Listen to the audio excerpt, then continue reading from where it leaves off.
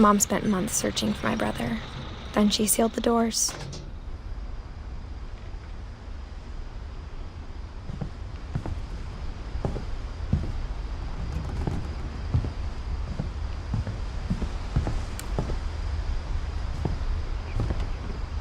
Whatever Milton had found in the house, Mom didn't want it getting out.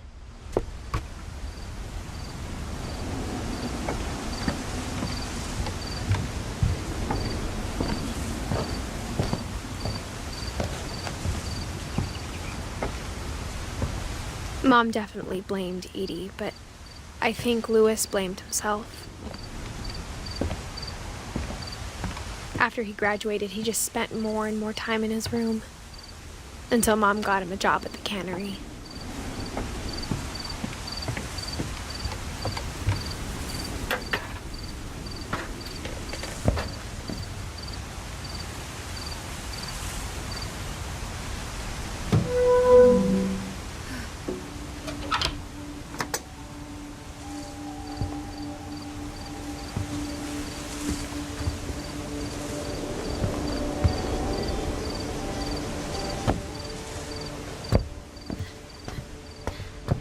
Louis's room smelled very, very familiar. That part of him lived on.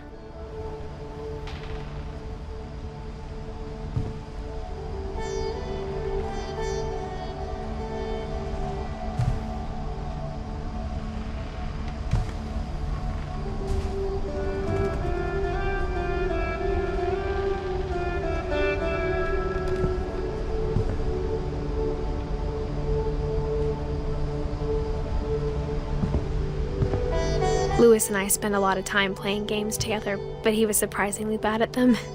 He died a lot.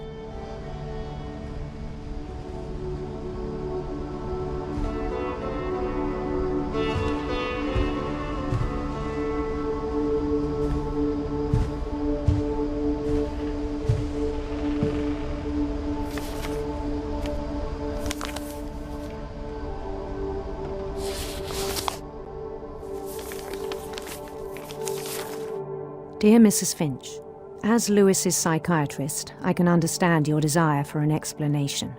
As I see it, the trouble began in January, shortly after we convinced your son to seek treatment for substance abuse. Newly sober, I believe Louis first noticed the monotony of his daily life.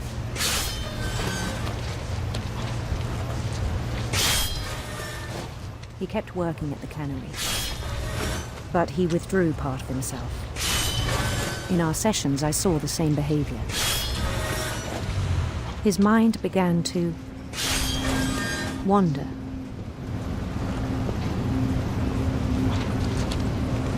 I asked him to describe it.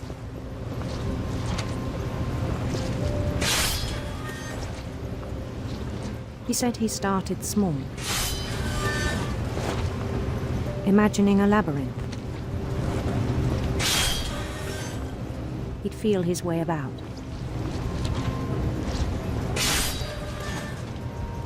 Then something moved. Bats and toads.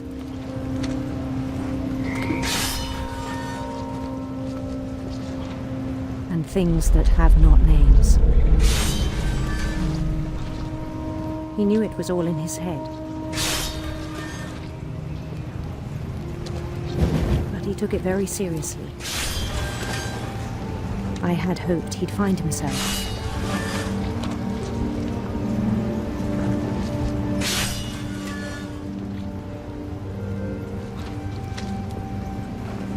But he found something more.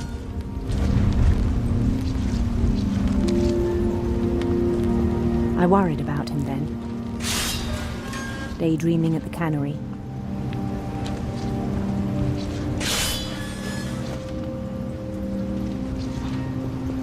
I spoke with his boss, but he said Louis had become a model employee. Methodical, tireless, focused. Like a whole new Louis. So I let him go on.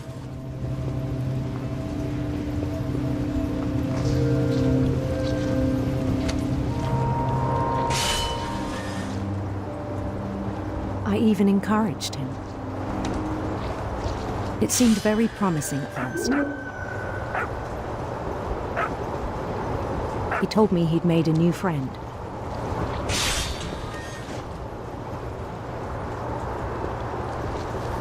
On the edge of a city he named Topia. He built the city up slowly, brick by brick. Then he made musicians.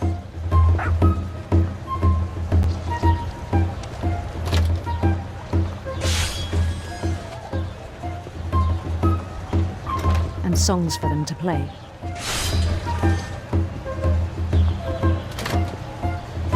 He talked about starting a band. And he was always humming something. Every day his imagination grew stronger.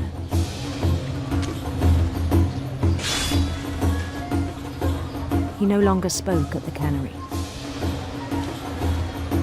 But his chopping was as reliable as ever.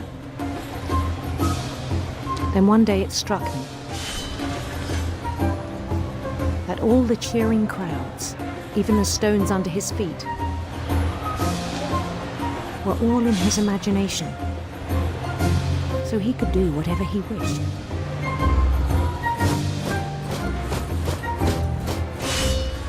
He held an election for mayor,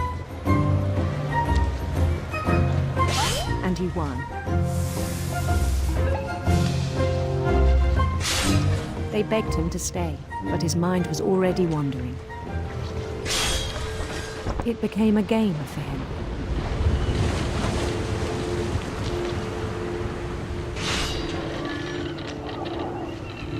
He'd conquer a city, then immediately push on.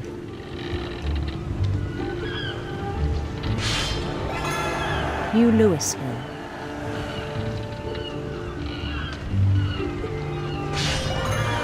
St. Louis. He started drifting away from our reality.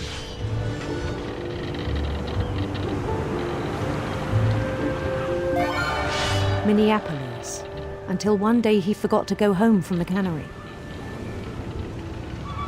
Even as his mother pleaded with him, part of Louis kept sailing on.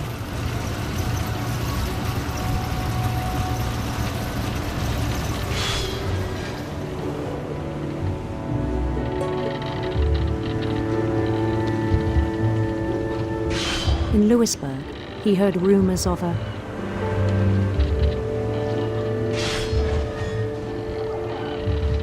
handsome queen.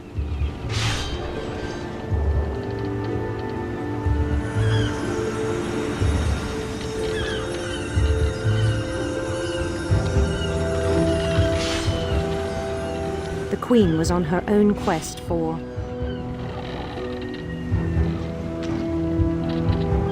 sinister serpents.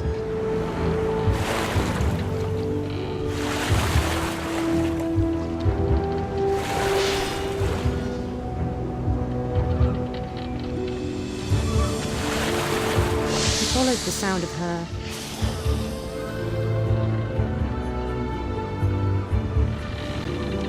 silver harp.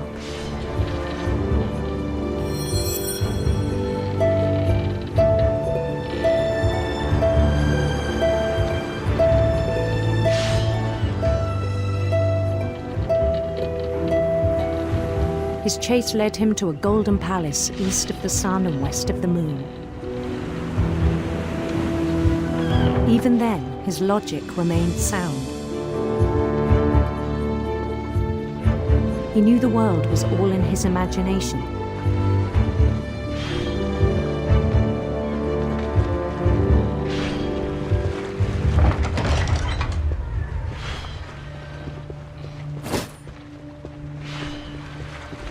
But he was so proud of having created it. In his own eyes, he'd become something greater than a king.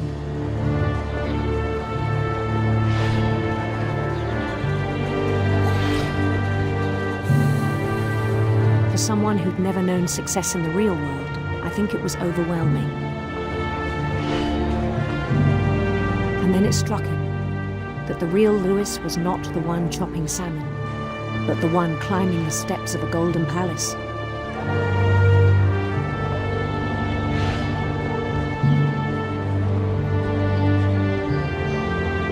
My imagination is as real as my body, he told me.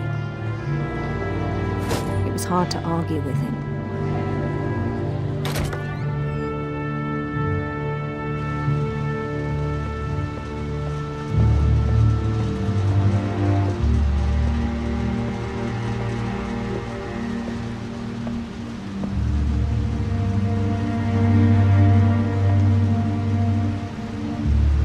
Began to forget the world we know.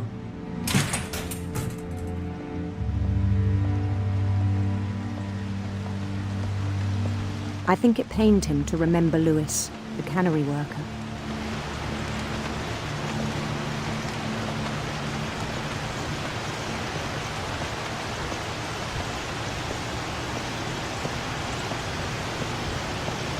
He began to despise the man with a royal contempt.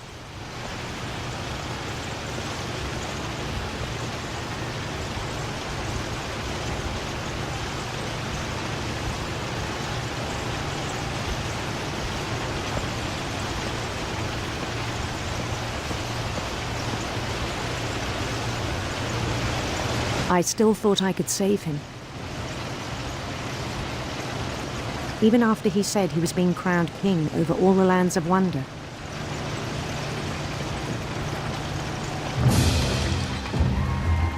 The palace would be packed with his companions.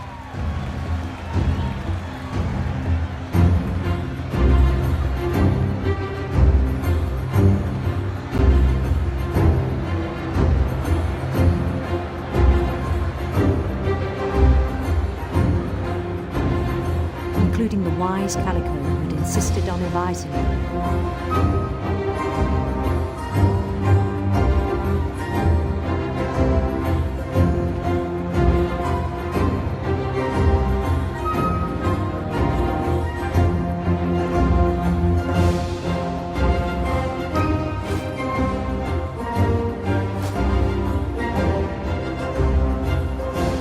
His queen waited, holding his crown.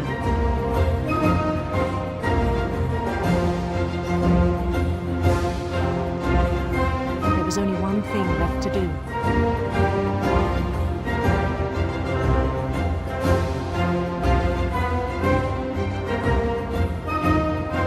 Bend down his head.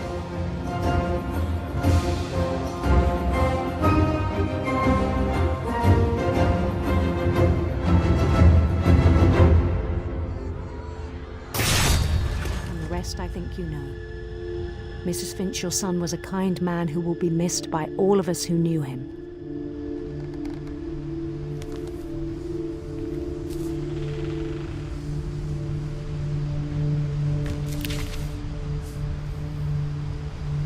My brother was really cool. I wish you could have met him.